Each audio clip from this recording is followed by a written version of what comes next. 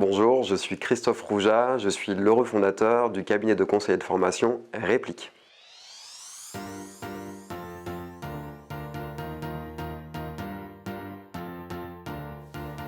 Réplique, c'est un révélateur de potentiel. Nous avons 3 agences sur Marsac, Périgueux et Bergerac afin d'assurer une proximité auprès de nos bénéficiaires et clients entreprises. C'est 5 personnes, 5 consultants qui travaillent majoritairement sur le département de la Dordogne et qui peuvent de temps en temps s'expatrier sur les départements limitrophes en fonction des missions qui nous sont proposées.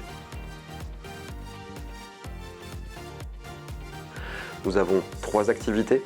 Une première qui est axée auprès des particuliers qu'on va accompagner dans leur transition professionnelle à travers, pour les plus jeunes, du bilan d'orientation scolaire, pour des personnes un peu plus expérimentées, du bilan de compétences, pour des personnes qui souhaitent légitimer leur parcours professionnel par l'obtention d'un diplôme, la validation des acquis de l'expérience, un volet formation et nous accompagnons également les entreprises dans la gestion de leurs ressources humaines.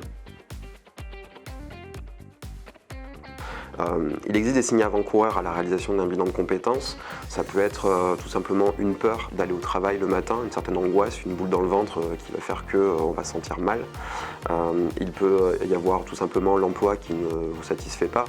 Il peut y avoir un manque de sens en fait dans les missions que vous pouvez réaliser. Alors il y a une première phase qui est la phase préliminaire, donc là on reçoit les bénéficiaires pour comprendre leurs souhaits de réalisation de bilan de compétences, identifier que ce soit la bonne solution pour les amener vers la bonne direction et aussi nous permettre de nous présenter nos méthodes, nos modes de fonctionnement. Deuxième phase d'investigation qui va permettre à la personne de se connaître, d'identifier des pistes professionnelles, des orientations, qui va se finaliser par des enquêtes métiers, voire des immersions de façon à découvrir les métiers dans le concret. Afin de choisir sa future orientation, on va les accompagner également sur la définition des projets et puis la mise en œuvre d'un plan d'action qui leur permettra d'y accéder. Les difficultés elles vont être très liées aux contraintes personnelles de la personne. Ça peut être des problèmes de santé qui vont l'impacter sur le choix des futurs univers professionnels. Ça peut être des contraintes familiales fortes qui vont l'empêcher d'aller vers tel ou tel métier. Ça peut être des personnes de l'entourage qui vont influer sur le projet. Donc nous, l'idée, c'est que la personne puisse se recentrer sur elle et ses vraies aspirations et motivations, plutôt que d'écouter les pairs qui vont projeter sur elles-mêmes leurs propres peurs. Les contraintes financières sont aussi impactantes par rapport au projet. Il y a des personnes qui, malheureusement, ne pourront pas aller vers une profession qui peut les animer parce que, malheureusement, sur le plan financier, ça ne collera pas. Il y a la contrainte géographique également, en fonction des univers métiers qu'on veut appréhender. Le marché de l'emploi n'est pas forcément le même en Dordogne qu'en Gironde ou sur la région parisienne, et les opportunités peuvent différer.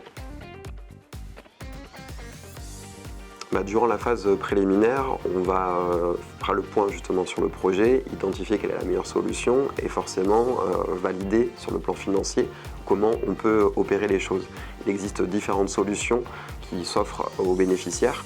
Il y a dans un premier temps le compte personnel de formation qui est un droit qui est accessible à tous. Le tout, c'est de valider qu'il y a bien les fonds nécessaires pour pouvoir aller vers le projet. Mais il y a également la possibilité, si la démarche est conjointe avec l'employeur, de solliciter un OPCO qui va pouvoir aussi abonder sur le projet. Pour les demandeurs d'emploi, il peut y avoir des aides qui sont proposées par Pôle emploi, notamment l'aide individuelle à la formation.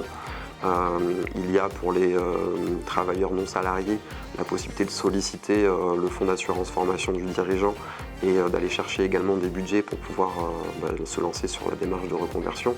En fait, chaque personne est particulière et chaque personne peut trouver des solutions qui lui sont propres en fait. Et on est là pour les conseiller et les appuyer.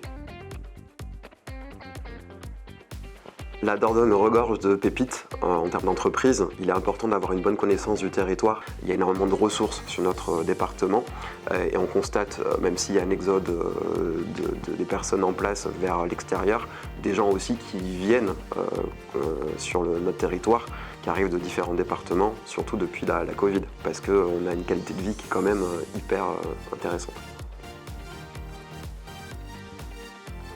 Parce qu'on a passé déjà d'excellents moments sur le premier salon, on a rencontré des personnes super riches. Il faut savoir que quand on accompagne les gens, on les aide, nous sommes un fil rouge en fait pour les amener du point A au point B, mais elles nous apportent aussi énormément dans l'échange, c'est juste énorme. Et voir les gens qui souvent sont en difficulté au départ, et les voir petit à petit relever les épaules, lever la tête, avoir des yeux qui pétillent, pour nous ça vaut tout l'or du monde.